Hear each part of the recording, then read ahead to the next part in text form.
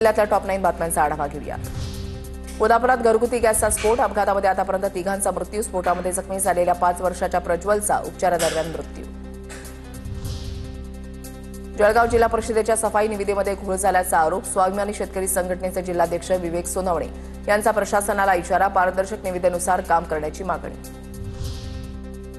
पुण्याचा गँगस्टर प्रवीण महाजनकडून नागपूरमध्ये कारागृहातील कैद्यावर हल्ला, कारागृहात पाणी भरण्याच्या वादातून एका कैद्यावर हल्ला, तौसिफ इब्राहिम जखमी कैद्याचं नाव। 4-5 महिन्यामध्ये गडचिरोली जिल्ह्यामधील नक्षलवाद संपवण्याचं पोलिसांचं टार्गेट, गडचिरोलीला नक्षलमुक्त करण्यासाठी पोलीस ऑपरेशन राबवणार, नक्षलविरोधी अभियानाचे प्रमुख संदीप पाटील यांची माहिती।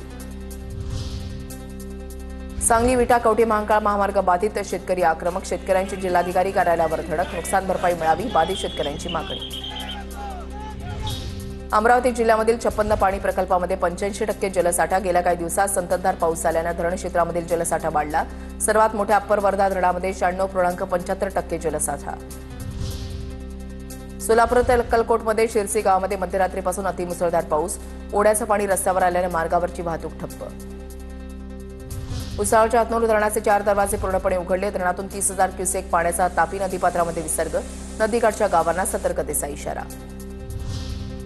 बीडच्या अंबाजोगाईमध्ये अतिवृष्टी, सोयाबीन पिकामध्ये अजूनही गुडघाभर पाणी, शेतकऱ्यांचं मोठं नुकसान, तत्काळ पंचनामे करून नुकसान भरपाई देण्याची शेतकऱ्यांची मागणी।